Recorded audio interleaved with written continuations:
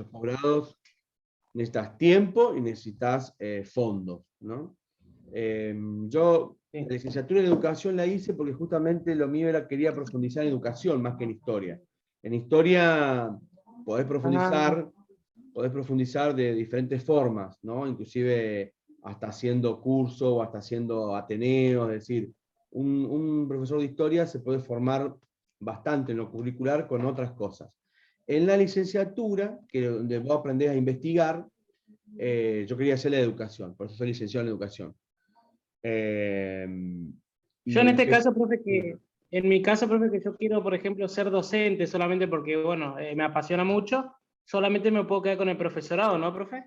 ¿No hace falta que haga una licenciatura? No, ya el profesorado te va a habilitar para ser docente a nivel medio, que es el título que te habilita, y después, si querés dar algún tipo de otro tipo de, Especialización. claro, de clases en otros niveles como el terciario, y ahí sí necesitarías hacer una especialización, que puede ser o en historia, o en ciencias sociales, ¿no? O en didácticas, en varios campos afines. Pero Claro. sí, te ayuda.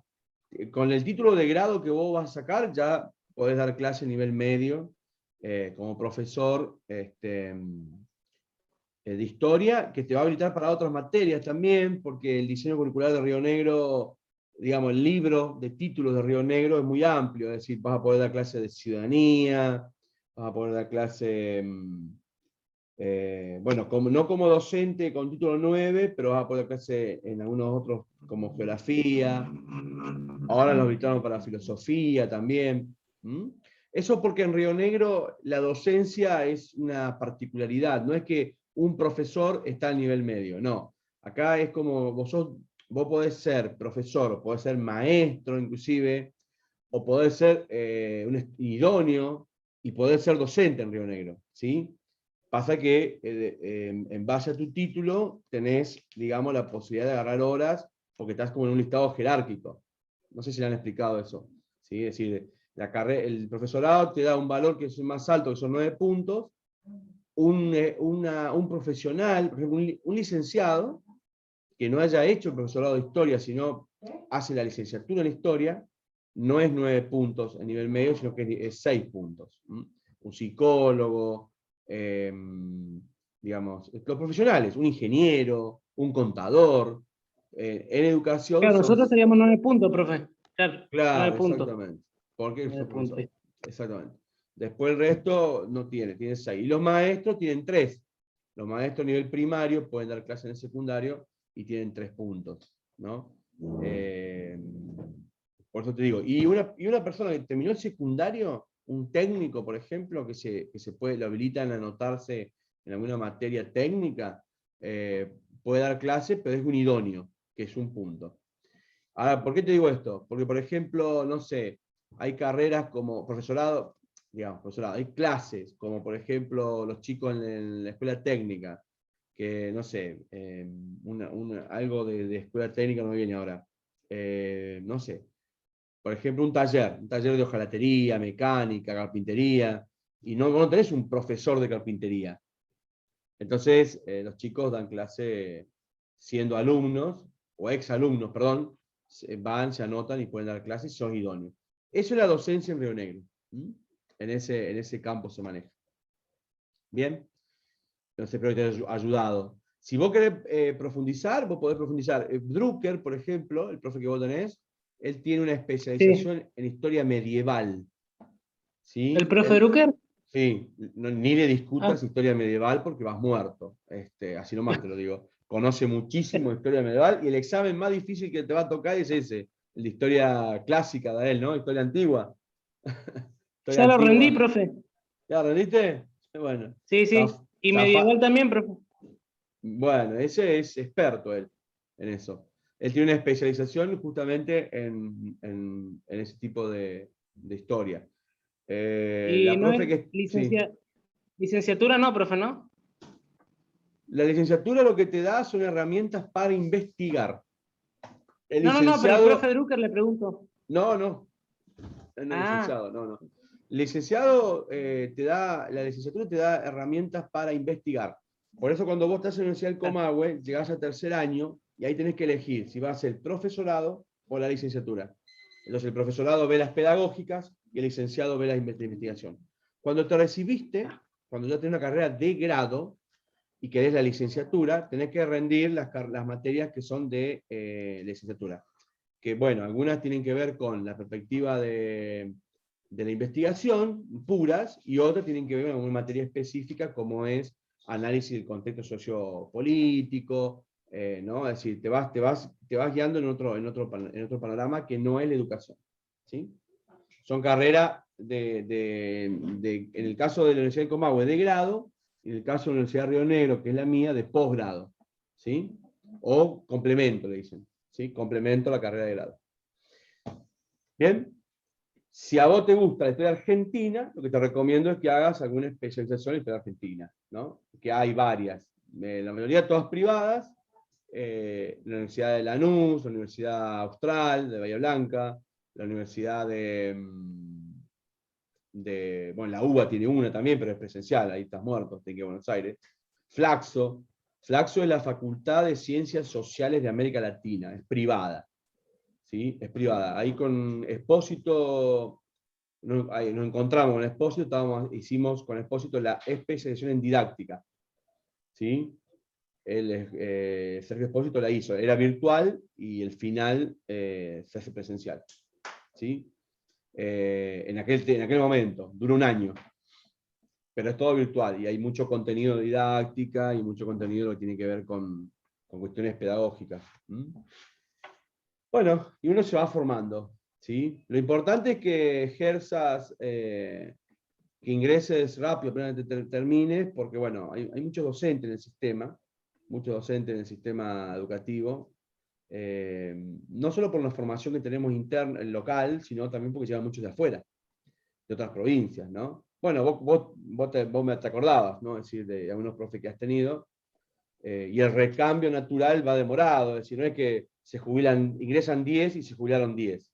Entonces, hay, digamos, si bien hay horas en el sistema, lo importante es que vos apenas te recibas ejerzas para ir haciendo antigüedad en el sistema y después puedas seguir estudiando también, ¿no? Obviamente, porque sos joven, sos recontra joven.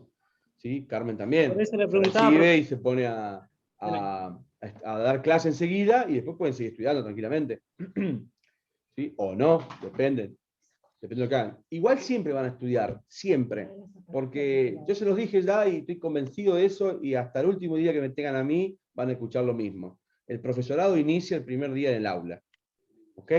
Todo esto es un marco teórico, lo que estamos viendo. Algunas cosas que están escuchando hoy conmigo, si guardan el video, si bajan el video y lo guardan, pues yo siempre subo a YouTube, si un día lo bajan y lo guardan y se reciben dentro de 1 año, 2 años, 3 años, lo que tarden, van a ver que algunas cosas que les estoy diciendo hoy se cumplen, efectivamente, porque tengo experiencia en el aula. Sí. Pero ustedes la van a vivir de otra manera, ¿sí? Los debates que yo hago son, digamos, míos, y los debates que hará Carmen son de ella, y los debates que hará Gastón son tuyos, es decir, ¿me entienden? Es decir, pero van a vivir lo mismo, ¿sí? Es decir, se va a aplicar.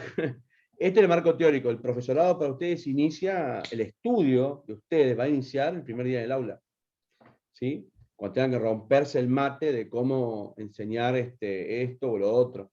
Y ahora vamos a ver algo también de eso, ¿sí? Por eso Didáctica 1 aporta eso, ¿viste? Que estamos viendo. Y uno de los autores que vamos a ver es ese, Amezola, van a hacer un trabajo a Amezola. Hay otro texto de Gonzalo Amezola que está en el material, pero no vamos a trabajar sobre él. Es muy interesante. Si algún día lo quieren leer, ¿no? Así como, no para dejarme contento a mí, nada de eso, sino ustedes, que yo sé que están cursando mucho y todo eso, ¿no? El otro texto está ahí, se llama Tirando al niño con el agua sucia, y es una crítica en la enseñanza de la historia, ¿no? Es el nombre el nombre está muy bueno porque hace alusión a cómo el sistema educativo se saca el problema encima, ¿no? Cuando ustedes dicen tirando al niño con el agua sucia, ustedes imagínense en una palangana, se ponen a lavar un niño, ¿no? El agua queda sucia. Entonces, cuando tiran por la ventana, en época no había sistema de sanitarios de cloacas, ¿no? Ni de pozos negros, nada de eso. No había sistema sanitario. Entonces, vos te lavabas y te lavabas, te higienizabas en la misma pieza donde dormías, donde comías, ¿no? Entonces, ¿qué hacía? El agua la tirabas por la ventana. Bueno, entonces, el trabajo de Gonzalo Mesola es eso, representa la historia, la enseñanza de la historia, como lavar un niño y en la misma palangana tirarlo para afuera. Significa que se van pasando las cosas de una generación a la otra. En esto, lo que son, por ejemplo, las problemáticas, porque él habla de las problemáticas en la enseñanza de la historia, que no se van solucionando y que tienen que ver con, en parte, con el diseño curricular o que tienen que ver con los recursos, ¿no? Es decir, porque es fácil decir, bueno, voy a hablar de Malvinas, bien, bueno, ¿dónde encontrás material? Y ahí van a empezar a preguntarse, ¿no? Es decir, bueno, ven los libros, agarrar un libro secundario, tiene así de Malvinas, media carilla. ¿Y el resto? Las causas, los antecedentes, lo que sucedió, las consecuencias, ¿dónde está? Y no hay, todavía faltan investigaciones, faltan trabajo. Ustedes ahí en ese video anterior que veían a varios historiadores, como Di Meglio, y está trabajando Di Meglio, pero no es el único, y capaz que a María no le interesa o capaz que está enfocado, él está enfocado inclusive en lo social, está trabajando sobre, que está bueno, ¿no? Es decir, está trabajando en las partes invisibilizadas de la historia argentina. Está muy bueno, es un historiador revisionista. Romero también, ya está jubilado, Romero no va a escribir más, Alperín Dongui ya falleció, Devoto, está jubilada Devoto, ahí la vieron ustedes ya grande, no, es una mujer coqueta, digamos, no se ven las caras, pero ya está, no escribe más. Y ella inclusive se dedicó a trabajar sobre la historiografía argentina. Es decir, la historia, cómo es la historia, cómo se formó la historia en Argentina, no en temas específicos, ¿no? Entonces es difícil. Voy a dar Malvinas. ¿Y dónde saco los materiales? ¿Sí? ¿De dónde saco para un estudiante? Está bien, todavía tengo vivos, y si tengo en algún lugar, en Cervantes creo que hay uno, y acá en Roca hay 2 o 3, veteranos de la Guerra de Malvinas. ¿Sí? Los encuentro todavía. Y voy, los llevo, y el testimonio oral es invaluable, ¿o no? ¿Sí? Pero va a llegar un punto que no van a quedar ninguno. O sea. Exactamente. El proceso natural de selección se los va a llevar. No se lleva a los políticos, pero sí se va a llevar a esta gente. Tal cual. Entonces, si no hay textos o no hay, digamos, hay algunos trabajos, algunos periodistas, acá el sacerdote de acá de Stefanelli también hizo un trabajo, pero muy pequeño. Nosotros tenemos acá Stefanelli, el padre Vicente Martínez, era el capellán en Malvinas. O sea, era el cura de Malvinas. Estuvo ahí en los bombardeos. Él llegó a Malvinas, estuvo en la isla, estuvo en los bombardeos, estuvo cuando tomaron prisioneros, estuvo en el barco prisionero hasta que los trajeron otra vez a Buenos Aires. Si te puede contar la historia, pero ya está grande, ¿no? Es decir, en cualquier momento no lo tenemos más. Entonces, bueno, ahí tenés un ejemplo. Imagínense todos los ejemplos que tenemos. Las abuelas de Plaza de Mayo. Se nos están yendo también, ¿eh? Y acá hay una en Neuquén, que ya casi no, bueno, ni la pandemia, pero ya para el 2018 ya no salía. Antes sí iba a la escuela.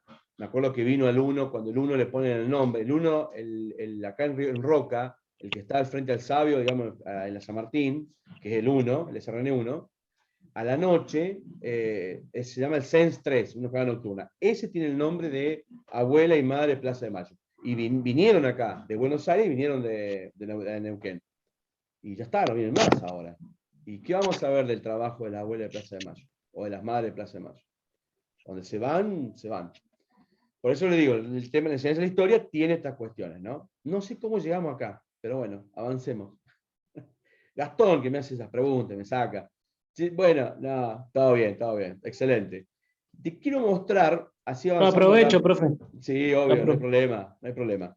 Les quiero, bueno, decirles ya en claro que un texto que van a trabajar es el de Amesola, ¿sí? Es un texto que van a trabajar. No el de que les decía tirando el agua sobre la crítica del sistema, pero recién yo les puse ahí en escena varias críticas que tiene la enseñanza de la historia. Algún día léanlo, que está muy bueno. Sí van a trabajar sobre el que vimos los videos y es qué historia, qué se enseña y por qué es una preocupación para los historiadores y para los profesores, ¿no? Para los divulgadores de la historia. Y después hay un texto, ¿de qué era? Esperen que se me fue. Van a trabajar el texto, van a trabajar el texto de, bueno, les cuento, el texto de Neirós, no, lo dejo, no lo vamos a trabajar, pero les cuento que el de Nelly de Airós es un texto que habla sobre el tema de la educación en las iglesias. ¿No les comentaba? No en las iglesias, perdón, la cuestión religiosa, ¿sí?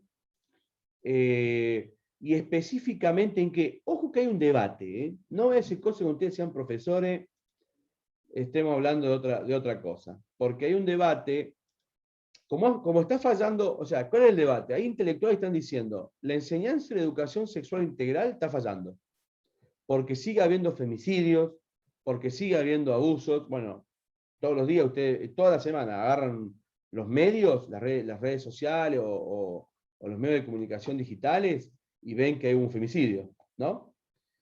Entonces, hay intelectuales que están diciendo, están fallando la educación sexual integral, está fallando diferentes estrategias que el gobierno impuso. Entonces dicen, bueno, ¿saben cuál es el problema? Es que le quitamos a las iglesias los contenidos escolares, lo que dice Nélida. Esto lo escribió hace, este texto tiene como 15 años, ¿eh? Y ella decía, perdón, ella decía que qué es lo que se sacó y por qué se sacó.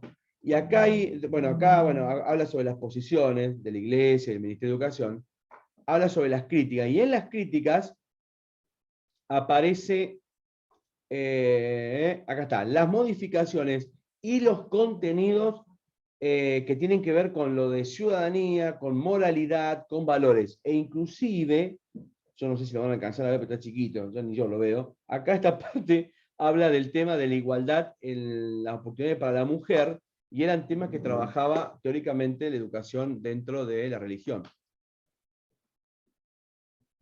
Entonces, no es hacer cosa que entre algunos años, aparte de educación sexual integral, se restituyan temas o materias como valores. Y acá habla sobre la cuestión de las ciencias sociales, la cuestión de las ciencias naturales, acá están, ¿ven? En las ciencias sociales y las conclusiones finales. Es decir, es difícil, siempre el debate de la iglesia fue eso, ¿quién enseña moral? ¿Quién enseña valores? ¿Quién enseña comportamiento? Va a decir eso. Bueno, la educación que tiene que ver con religión. La educación a eso lo reemplaza en una escuela laica, realmente, por la educación por la ciudadanía o por diferentes temas, ¿no? Algunos tienen que ver con, justamente, como recién le decía, proyectos, leyes, y que, bueno, o no se aplicaron bien o no se capacitaron. ¿Bien? ¿Vamos hasta ahí? Bueno, les pongo ahora un video, así avanzamos, porque ya son las 4:30. Le vamos a ver vamos a ver primero el de Claudio Varela. Claudio Varela también es una didactista. Así que vamos a ir a buscar a las fuentes. Vamos a ir a buscar a esta señora que sabe. Nosotros, por ejemplo... Ah, sí. Está bien, profe. Ahí está. Sí. ¿Lo ven ahí? No, bueno, Sí. me olvidó, profe. Por ahí. Sí, dura un minuto, casi 2 minutos.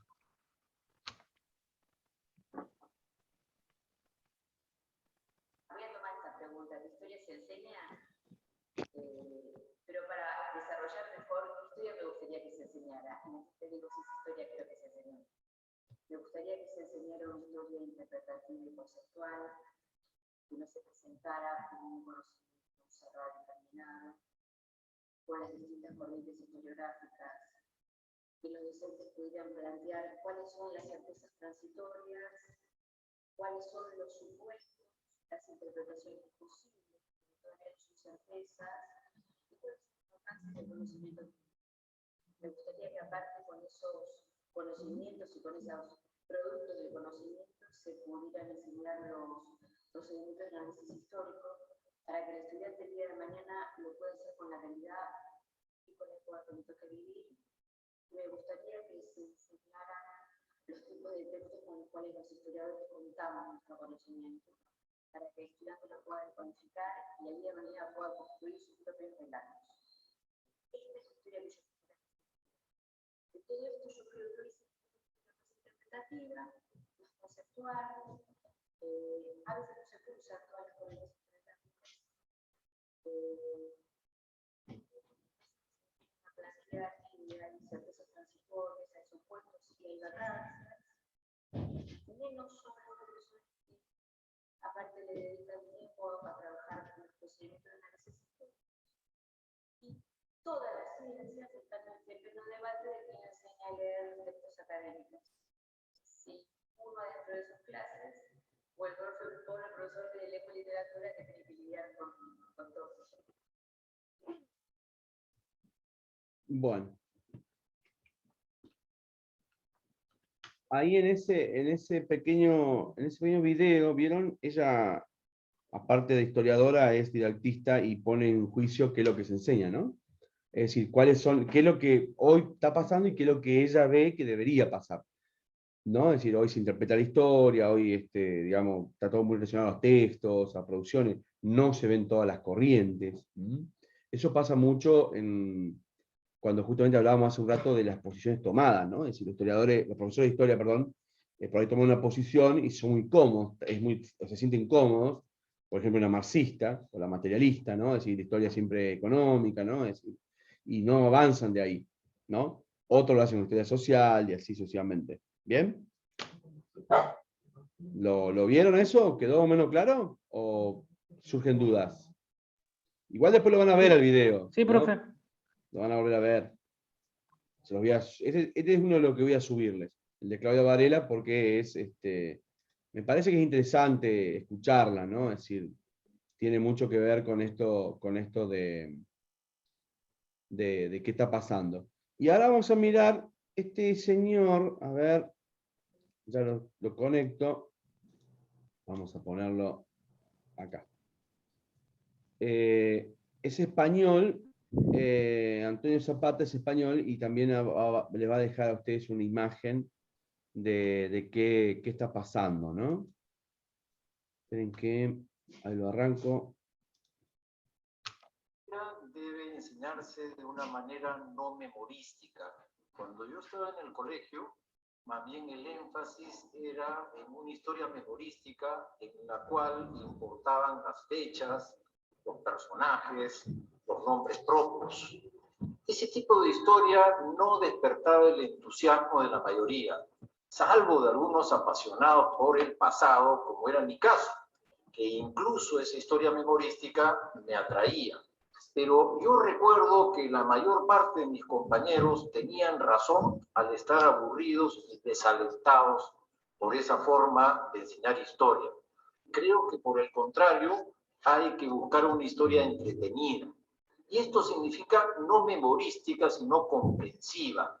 Ubicar al estudiante, a la estudiante, frente a los acontecimientos del pasado y ayudarlo a comprender, para que entienda cuáles fueron las decisiones que tomaron las sociedades del ayer y entienda también su problemática, cómo puede sacarse una lección para nuestras sociedades de hoy y que anticipe los problemas del futuro. Creo que la enseñanza de la historia debe propender a que cada estudiante forme en su cabeza una línea del tiempo que le permita ubicarse frente a lo de ayer y lo de mañana. Por otro lado, juzgo que la historia no debe ser individual, no son personas, son grandes grupos sociales, son clases en ocasiones o conjuntos los que protagonizan la historia, de tal modo que debe rebajarse el papel del héroe, el papel del individuo, para situarse los protagonistas individuales dentro de contextos mayores en los cuales los actores, las actrices, sean las sociedades en su conjunto. Creo en suma entonces que la enseñanza debe estar menos basada en el héroe, en el protagonista individual y fundada en los grandes grupos sociales. ¿Cuál es su tema de historia que a usted siempre le fascinó? Bueno, la historia es una disciplina muy particular porque da para los muy diversos enfoques, en el sentido que la historia lo que estudia son los antecedentes de algo. Yo no puedo hacer historia de la arquitectura, puedo hacer historia de la medicina, puedo hacer historia de la política, puedo hacer historia en realidad de los antecedentes de cualquier disciplina. En ese sentido es omnímoda, se mete con todo. Y a mí particularmente lo que me gustó siempre estudiar es la historia de las ciudades, la historia de la llegada de la población para formar ciudades, de la vida económica urbana, y es así que, por ejemplo, mi tesis doctoral fue una historia de Villa El Salvador. Muchas gracias, profesor.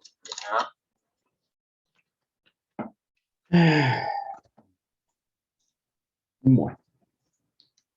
Bastante claro, ¿vieron? Una mirada. Acá estamos, yo les pongo en situación porque uno escucha a Claudio Varela y dice, está diciendo lo que pensamos en un contexto por ahí argentino, ¿no? Ella plantea, ¿no? Es decir, bueno, hay cuestiones que, lo que a mí me gustaría y lo que pasa. Y fíjense que uno escucha a otro, ¿no? De Centroamérica o de España, él está en España ahora, pero es centroamericano, y piensa lo mismo, es decir, qué es la historia que teníamos y para qué la historia, o sea, qué necesitamos hoy en enseñar la historia. Ustedes escuchan a Zapata en esos 3 minutos que dura el video, creo, le está definiendo qué es la historia, ¿vieron? ¿Para qué realmente la necesitamos? O sea, inclusive a mí me gusta esa parte donde él habla, uno puede estar de acuerdo o no, pero decir, salir de esa figura del héroe.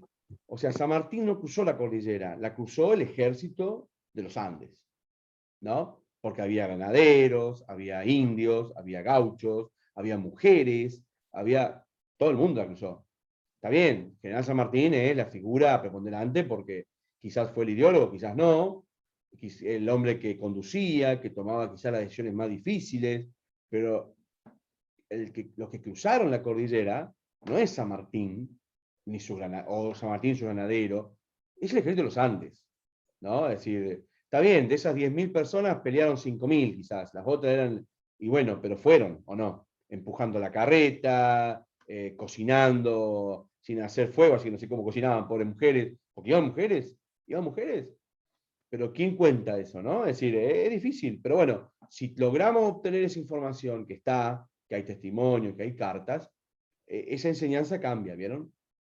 Y ya no estoy analizando a San Martín como la figura en un hecho realmente impresionante, que debe haber sido movilizar todo eso por la cordillera de los Andes, sino estoy analizando a ese grupo social, ¿no? Es fantástico, digamos, en ese aspecto.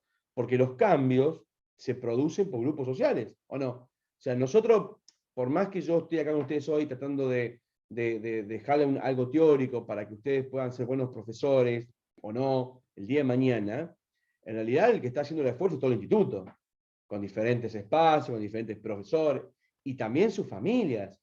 Ahí la mamá, el papá, el novio, el esposo, qué sé yo, todo el mundo atrás de ustedes también, ¿no? Es decir, ayudándolo, compartiendo, hijos, primos, lo que tengamos en ese contexto está también con nosotros, y no es solamente una cuestión personal, sino es una cuestión de grupo. Bueno, así se tiene que ver la historia, según él, y yo me parece que está piola, ¿no? Es decir, ojalá pudiéramos, ¿no? Ojalá pudiéramos lograrlo, porque realmente es re interesante. ¿Bien? Hasta ahí, yo les voy contando, porque ya son las 5 menos cuarto, no lo voy a extender mucho más. ¿Tienen clase a las 6 ustedes? Pregunto. Sí, profe. Por eso. Sí, Teoría y política. sí. No, qué pesado que es eso. ¿Hasta las 10 de la noche? Bueno, ahora sí se duermen hoy. No. Sí. Sí. Sí, dicen, Comenzamos bueno. a las 9, profe. Hasta las 1 y a las 2:30 entramos con usted. Sí, yo no sé a Sí. qué hora cortaban mañana, a la 1 cortaban, ¿no? A la 1 de la tarde cortaban, ¿no? La clase de la mañana. A la 1, sí, profe. Sí, Sí. yo agarré, Cuando dije, era nada. presencial, sí, también se cortaba a la 1. Claro, bueno, y el presencial arrancaba a las 2. Por eso, o sea, yo digo, Sí. Sí, escucho. claro, por eso me parece tremendo volver a la presencialidad, porque digo, lo que hace la virtualidad es esto, estar uno cómodo en su hogar. Yo que viajo, por ejemplo, estoy en mi casa, o sea, termina la clase a las 10 de la noche, pero estoy acá en mi casa cómoda, me tomo un café, no sé, estoy con mi familia, me hacen el aguante ahí, pero eso es lo que tiene la virtualidad, digo, Sí, ¿no? sí. Uno No, está sí. mucho más cómodo, me parece. Sí, yo no estoy en contra. Lo que sí te digo, o sea, en este espacio yo estuviera ahí con vos, sería diferente. Hay otra metodología, hay otras cosas que podríamos hacer, ¿me entendés? O sea, es diferente, ¿no? Sí coincido, más que viajan y hablar. Por eso igual yo les puse 14:30, porque yo digo, coman tranquilos, se relajen un rato, porque si no, ¿viste? Así que ahora también, antes de la 1:30 de la Profe, ¿queda definido ya este horario? Sí, ¿Queda 14, definido? 14:30, yo después para la próxima clase les mando un correo, si cambio el link, pero digo, siempre hay manera. ¿Qué estaba por decir? Le decía, del módulo 1, entonces el texto mensual lo vamos a trabajar el tema del texto de Prat Cuevas, las dificultades, retos y dificultades, que ahí aparecieron en el video, eso que ustedes vieron de Claudia, y de este señor que habló, se me fue, de Claudia, de Antonio Zapata y de Claudia Varela, ¿sí? Esos dos. Después estos dos videos con el de los historiadores se los voy a juntar y los van a tener. Y ahora, para terminar este módulo 1, van a conocer a Silvia Finocchio, que define el Finocchio en 2 textos. Vamos a trabajar de qué habla la tradición de la enseñanza y cuáles son los aportes. Ella acá en esta entrevista habla de la educación, pero lo que piensa sobre la educación lo piensa sobre la historia, ¿ok? Porque Silvia Finocchio es también una pedagoga, ¿sí? Y acá esta materia, si bien es didáctica la historia, es didáctica primero. Entonces, está bueno analizar también las cuestiones pedagógicas que a nosotros nos lleva en ser profesores de historia, ¿no? Y acá van a conocer, ahí les conecto, dura un poquito más, por ahí medio lo cortamos, para no ser tan largo, pero Silvia deja en claro varias cosas que son recontra interesantes. Esta fue una entrevista que tiene varios años, ¿sí? Y bueno, a mí también me gusta que como estudiantes conozcan a los que leen, ¿no? Es decir, porque son los que ustedes están leyendo, ¿no? Y de alguna manera está bueno conocerlos, cómo piensan, qué es lo que piensan.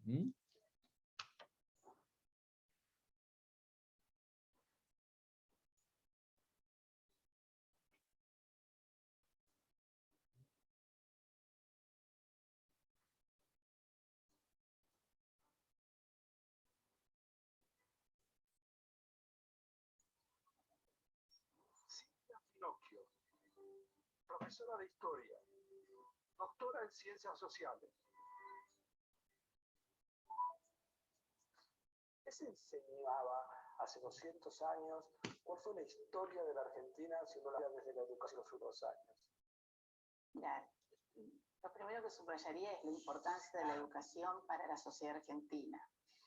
Un gran quiebre, estando justamente aquí en el Cabildo, tiene que ver con romper con la tradición de la educación colonial, que era una educación centrada en el adoctrinamiento cristiano, mezclado con leer, escribir, contar, pero básicamente lo que importaba era la formación religiosa, y a partir justamente de la llegada de las ideas de la Ilustración, de las ideas de la Revolución Francesa, pero también la importancia que le dieron los propios hombres de la Revolución, ¿no? Belgrano, Mariano Moreno, a el tema de la educación, la importancia de la educación, comienza aquí una historia que tiene que ver con el papel que jugó el Estado en la formación y articulación del sistema educativo argentino, que estuvo presente ya en tiempos de la Revolución y que por supuesto también tiene todos sus méritos Sarmiento, pero no todo comienza con Sarmiento, y me parece que hay una parte de la historia que a veces nos olvidamos. Yo subrayaría con respecto comparativamente con otros países de América Latina, que aquí en la Argentina se formó una opinión pública favorable a la educación muy tempranamente. Esto nos diferencia, digamos, también a Uruguay, ¿no? Es una cuestión casi, te diría, rioplatense.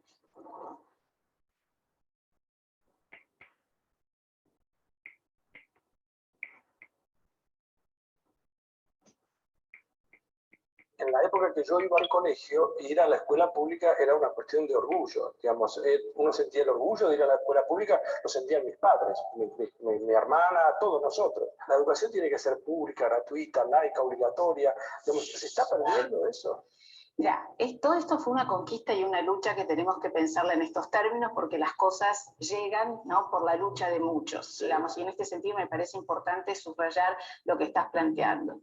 Yo igualmente interrogo y cuestiono, y aquí me diferencio con respecto al sentido común, con respecto al tema de la crisis de la educación. Me parece que hay como dos perspectivas, una leyenda blanca, una leyenda rosa y una leyenda negra, ¿no? Una leyenda rosa, todo fue maravilloso en otros tiempos y hoy es todo un desastre, ¿no? Una cosa muy nostálgica, muy de los padres, muy de los abuelos, digamos, recordando los modos de enseñar, el respeto a los maestros en otros tiempos, los contenidos, el lugar del libro, etcétera, etcétera. También hay una leyenda negra, quienes critican la escuela porque era autoritaria, porque te enseñaban cosas que no servían, porque estaba cargada de rituales sin sentido, etcétera, etcétera. Pero tenemos que ser un poco cuidadosos con respecto a aquello que pasa efectivamente en las escuelas y en todo caso sorprendernos por la magnitud de la tarea que hoy acontece en donde por ejemplo enseñar a leer y escribir, ¿no? Cosa básica, ¿no? Dar de leer en la escuela. ¿Qué era dar de leer hace 100 años? Bueno, había un canon muy establecido, ¿no? Sabías cuáles eran las lecturas, cuáles eran los poemas que se tenían que aprender de memoria. El canon era claramente nacional. ¿Qué es hoy dar de leer en la escuela? Te cambiaron los soportes, cambiaron, el canon estalló, cambiaron las prácticas de lectura, no es el mismo modo de leer, cambia todo al mismo tiempo y el maestro está ahí mediando culturalmente. Entonces, más que estar hablando de problemas de comprensión lectora en los estudiantes, tenemos que ponernos a pensar qué desafíos enormes y maravillosos tiene hoy la escuela y cuánto de invención está aconteciendo hoy en la escuela. Digo, el maestro que se aviva y dice, bueno, vamos a hacer un grupo, ¿no? Y vamos a empezar a usar el correo electrónico, o que se dan cuenta que los chicos van a un locutorio y escriben más que por ahí escribiendo en el cuaderno. Es decir, y esta transición cultural está siendo procesada por la escuela. La escuela primaria y la secundaria, aunque parezcan lo mismo, tienen historias distintas. ¿Qué es lo que las distingue entre sí? La escuela primaria, hay que reconocerle, hizo un trabajo muy interesante.